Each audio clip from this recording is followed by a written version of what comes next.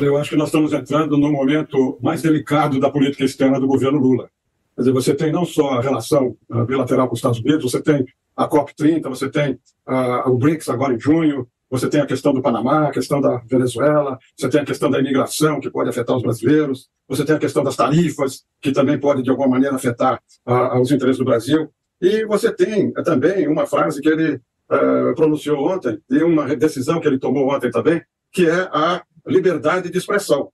Quer dizer, isso aí, eu acho que esse conjunto de coisas vão fazer com que, em algum momento no futuro, e eu concordo, não é através do Lula, não é através do Trump, mas é através do secretário de Estado, Marco Rubio, que essas medidas virão.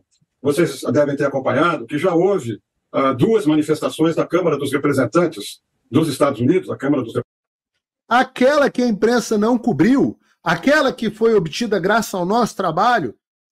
É isso mesmo? Peraí, vocês estão ouvindo um cara dentro do UOL, que é o Rubens Barbosa, que é ex-embaixador do Brasil em Washington, dando um banho de realidade nos caras. Ele está falando assim, olha, a situação do Brasil é péssima. Vocês devem observar que já houve duas manifestações, aquelas que eu colei aqui para vocês, e que teve gente que falou assim, isso não é nada. Não acredito mais em nada, não deu em nada. E aí, o que aconteceu disso? É a dificuldade de entender como é que as coisas acontecem. Que não existe plantação, não existe colheita sem plantação. Então você vai plantando, você vai regando, aí daqui a pouco você colhe os frutos. Isso aqui foi a plantação. Quem está dizendo? É o Paulo Figueiredo? Não. É o embaixador Rubens Barbosa dentro do UOL.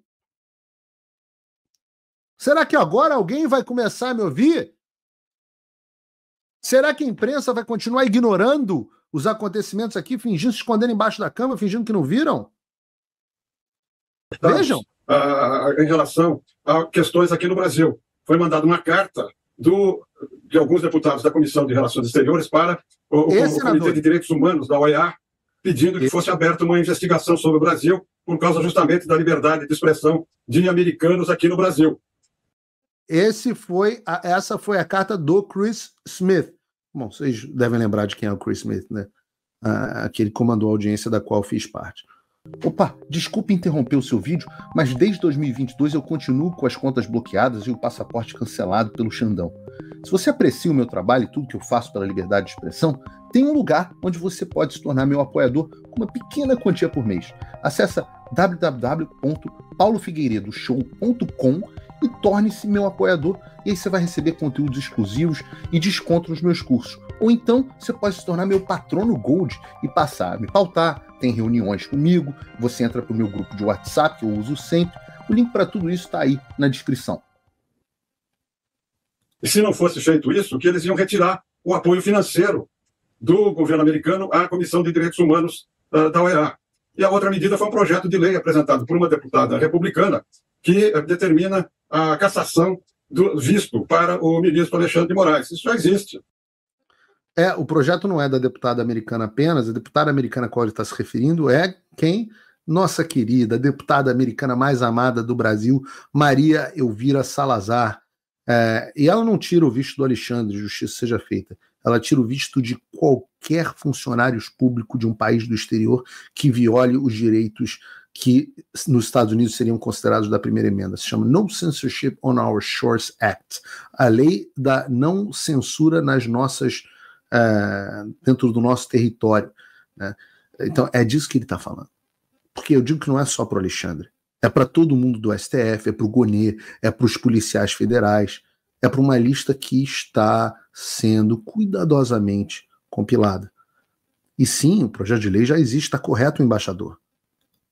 Então, eu acho que nós vamos ter um período muito desafiante em termos de relações políticas entre os estados. Eu acho que a relação... Desafiantes, o que ele quer dizer é que fudeu. Por isso que eu falo que não adianta, você tem que falar português. Porque ele fala, período desafiante e tal, os evangélicos mais linha dura não gostam que eu fale palavrão, mas um período desafiante para os nossos... é muito diferente de dizer fudeu pro Lula e pro Moraes. É o bom português, eu falo palavrão por causa disso. Vocês me desculpem, mas é a forma direta de dizer o que está acontecendo. entre os governos vai ser muito difícil, mas a relação entre os estados vai continuar normalmente. Como o Trump falou, é verdade, a gente depende mais dos Estados Unidos pelo comércio, pelo investimento, e por medidas que não sejam tomadas que impactem no Brasil, do que nós podemos influir contra os interesses dos Estados Unidos. Então vamos ter que aguardar, ter uma atitude pragmática, uma atitude tranquila e não reagir, como aparentemente eu recebi agora cedo um vídeo, não sei se é verdadeiro, com uma reação do presidente Lula, que eu acho que não cabe, não devia reagir a nada que seja dito pelo governo americano em relação às relações bilaterais. Ah, se ao menos o Lula não nos ajudasse tanto, falando tanta bobagem. E o grande problema da história, volta o vídeo, tira não, Bruno. O grande problema dessa história é que o Lula, quando ele volta agora no terceiro mandato, ele volta, em inglês a palavra é vindicated, eu não sei como é que se fala esse troço em português, tem palavras em inglês que a gente não consegue traduzir muito bem para português e vice-versa. Vindicated é quando o cara volta meio consagrado. É como o Trump está voltando. E quando o cara volta consagrado, o perigo, no caso do perigo do Lula, que ele é um imbecil completo, é diferente do perigo do Donald Trump, que é realmente um gênio, mas o grande perigo é que você se acha validado pela história. Então você começa a se achar uma criatura quase mitológica que não comete erros. E o Lula chegou assim. Ele fala, eu é que sei, eu voltei, tá aqui, ninguém conseguiu fazer o que eu fiz, eu voltei. Então o cara vai cometendo erro depois de erro embaixo da arrogância dele. Bom, embaixador, do ponto de vista institucional, o senhor menciona a carta enviada pela Câmara nos Estados Unidos ao Comitê de Direitos Humanos da OEA, menciona também. Tem um pedido formal para a cassação dos vistos, né, não só do Alexandre Moraes, querem caçar os vistos de outros ministros do Supremo sob a alegação de que eles estão conspirando contra a liberdade de expressão. Valeu, Josias, lembra de mim? Do ponto de vista institucional, isso pode seguir adiante? Acha que o governo norte-americano, com todas essas idiosincrasias do Donald Trump, pela institucionalidade que envolve uma decisão como essa, poderia vir a caçar um passaporte de um ministro do Supremo, por exemplo? Pausa aqui por um segundo. Reparem, com atenção, o desespero para conseguir manter a postura que sempre foi a postura da imprensa, de que isso não poderia acontecer. Reparem, mas não, o governo americano não faria uma coisa dessa, diz Josias de Souza. Lembra de mim, Josias? Eu sou aquele cara que te aposentou no ar. Pois bem, como responde o embaixador? Bom, isso está dentro da capacidade, da autonomia do país, né? O país agora está fazendo essas medidas todas, né? Contra o México, né? Estão taxando o México por causa de imigração. Eu acho que pode. E eu acho mais. Será? Em março desse ano, daqui 2 meses, vai haver eleição na OEA.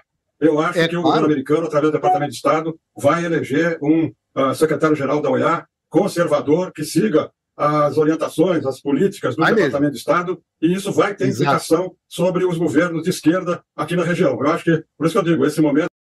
Claro, porque a OEA é o órgão que deveria ter agido para impedir o Alexandre de cometer todos os desmandos que ele cometeu. Mas a OEA foi omissa no Brasil, foi omissa na Venezuela, foi omissa na Bolívia, e isso eu digo para vocês, eu acho que eu sei quem será a pessoa, e eu digo para vocês, acabou a putaria na OEA. Vai acabar. Então o que significa? O Brasil é signatário de um negócio chamado Pacto de San José de Costa Rica. É um pacto que diz que o Brasil tem que submeter, é um pacto, o Brasil é signatário, então ele é um pacto que tem valor legal, inclusive obrigatório de cumprimento no Brasil, que o Brasil tem que se submeter a uma série de regras de direitos humanos. Essas regras de direitos humanos eles incluem devido processo legal, incluem liberdade de imprensa, liberdade de expressão, imunidade parlamentar, etc, etc. São regras do qual o Brasil é signatário. E aí o que acontece? Caso o Brasil viole estas regras, a Corte Interamericana de Direitos Humanos julga os casos e julga o caso do Brasil.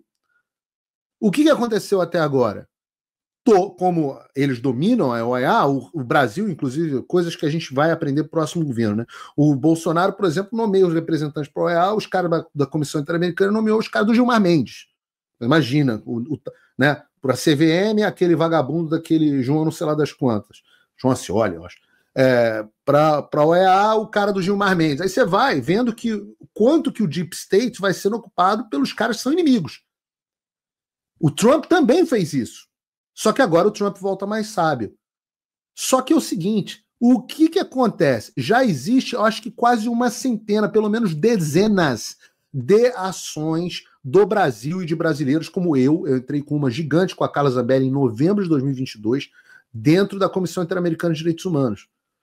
Aí todo mundo fica falando, mas Paulo, você vai, não dá em nada, não dá em nada. Vocês estão vendo aonde que a gente quer chegar? Você tem certeza que vai dar alguma coisa? Não, mas você planta, do mesmo jeito que você que é agricultor, você planta, você não sabe se a semente vai dar fruto. Mas você planta, você sabe que se você não plantar, não vai dar fruto. Agora, com carta do Congresso, vocês estão entendendo a plantação que vem sendo feita? Tem gente que só vai acreditar na colheita, mas a plantação está sendo feita, o embaixador está explicando para vocês. Não acreditem em mim, não acreditem no cara de esquerda dentro do UOL.